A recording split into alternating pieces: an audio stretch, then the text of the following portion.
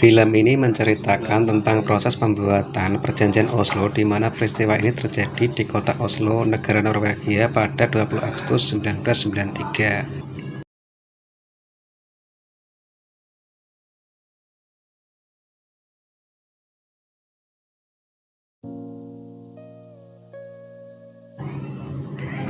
Pagi itu Mona dikagetkan suara telepon yang entah dari siapa, dan jam menunjukkan pukul 5.59. Dia pun langsung bergegas menuju kantornya.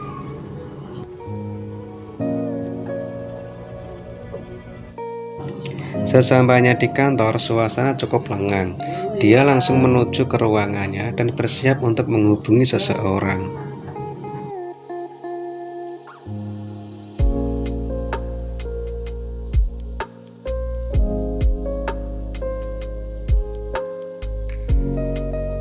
Ternyata Mona menghubungi Terje. Mona meminta kepadanya agar merahasiakan dirinya. Tidak berlangsung lama, Terje menemui seseorang untuk membahas rencana pertemuan antara PLO dan Israel.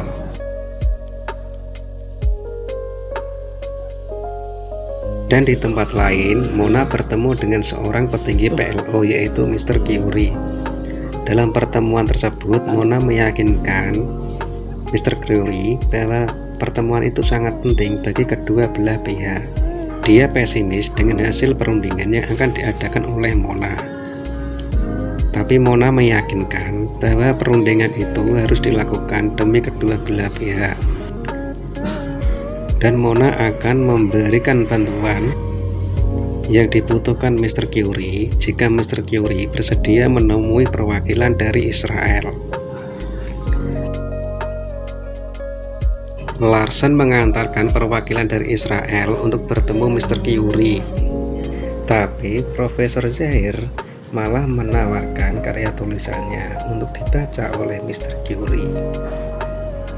Dalam pertemuan tersebut, Mr. Curie sempat emosi dengan perlakuan Israel di Palestina. Karena tindakan dari Israel, masyarakat Palestina semakin menderita. Di sisi lain, Jan Stronger mempertanyakan kedudukan Mr. Curie di kepemimpinan PLO, karena yang dia tahu, suara rakyat Palestina ialah Yasser Arafat. Padahal dalam pertemuan nanti tak mendatangkan Arafat. Dan di sini Mona menjelaskan kedudukan Mr. Curie dengan Arafat. Mr. Curie itu sebagai Menteri Keuangan PLO. Dan Mona juga menjelaskan bahwa Mr. Curie adalah penghubung ke Arafat nanti.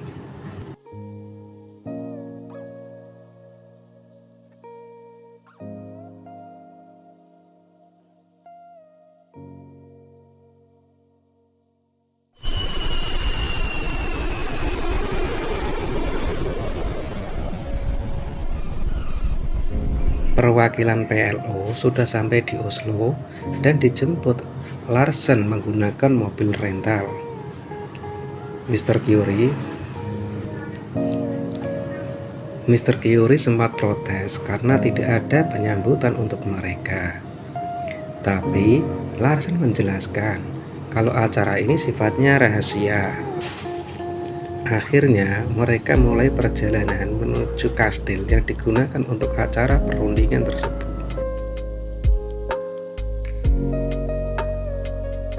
Setelah sampai, mereka disambut Mona yang sudah ada di lokasi tersebut. Mereka langsung dipertemukan dengan perwakilan dari Israel, di mana Profesor Zaire bersama kawannya juga sudah ada di sana. Semua peserta perundingan langsung diajak oleh Larsen menuju ruangan di mana tempat tersebut hanya digunakan untuk 4 orang perwakilan. Mereka pun masuk ke ruangan tersebut untuk membahas persoalan yang memang sudah bertahun-tahun tidak diperundingkan.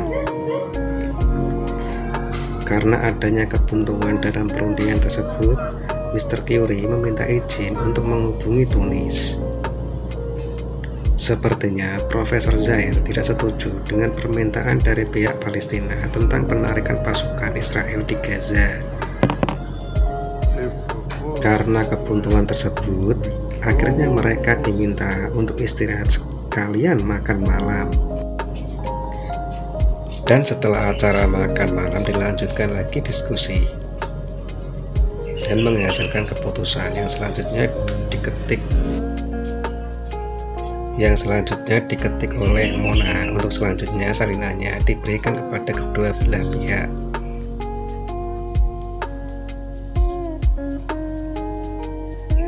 Dan mereka diberikan nama-nama samaran untuk komunikasi lanjutan. Setelah mereka mendapatkan salinan yang diberikan oleh Mona, selanjutnya mereka saling berpamitan satu sama lain. Terje melaporkan hasil perundingan kepada pihak pejabat Israel, tapi tidak ditanggapi serius oleh pejabat Israel. Kemudian Mona menyarankan agar menghubungi Holtz untuk mendapat dukungan. Dan ternyata Holtz memberi. Untuk diketahui, Holtz merupakan menteri di pemerintahan Norwegia yang mendukung langkah tersebut.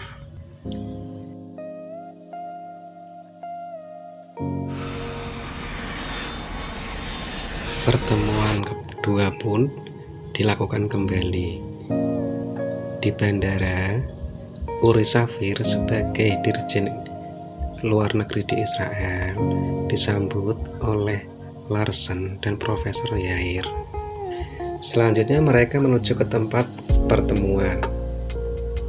Uri Shafir bertemu dengan Mr. Query membahas kelanjutan dari perundingan pertama. Mr. Query mempertanyakan proposal yang dihasilkan dari pembahasan pertama. Namun Uri Shafir menolak dengan alasan bahwa dokumen itu tidak resmi.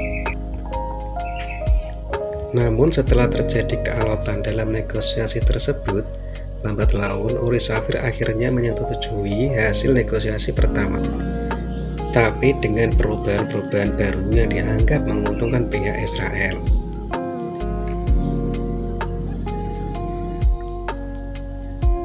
Setelah perundingan tersebut, Uri Shafir menemui Jules Singer, penasihat hukum Menteri Luar Negeri Israel. Di situ Uri Shafir memberikan penjelasan kepada Jules dan memintanya untuk mengevaluasi.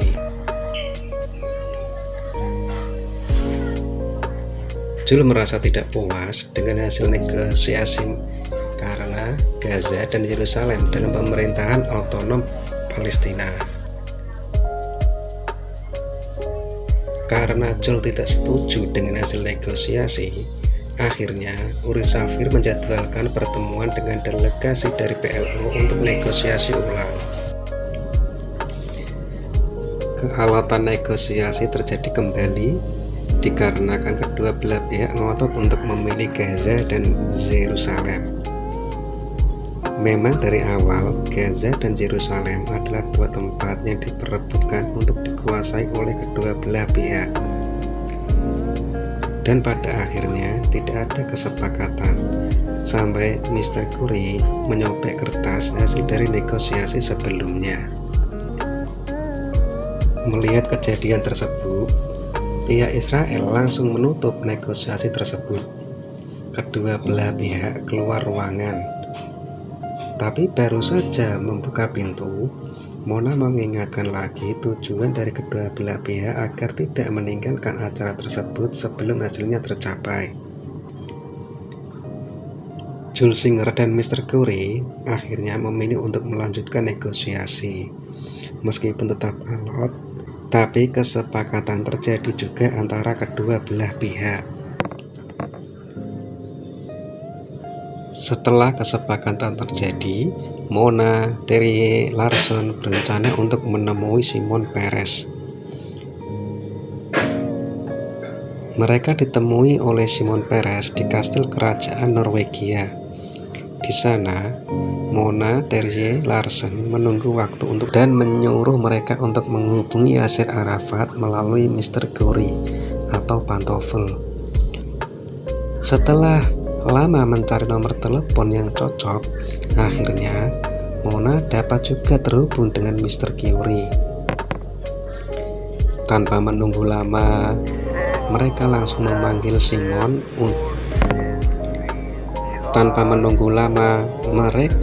memanggil Simon untuk dihubungkan langsung dengan Yasser Arafat. Of the Palestinian people.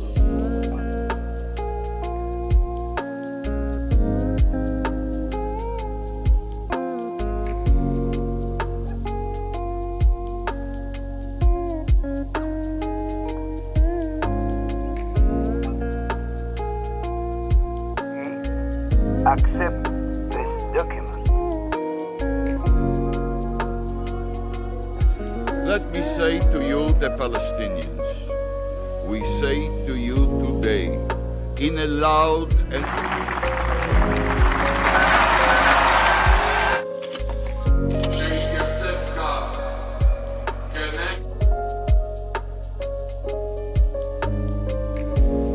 crime against one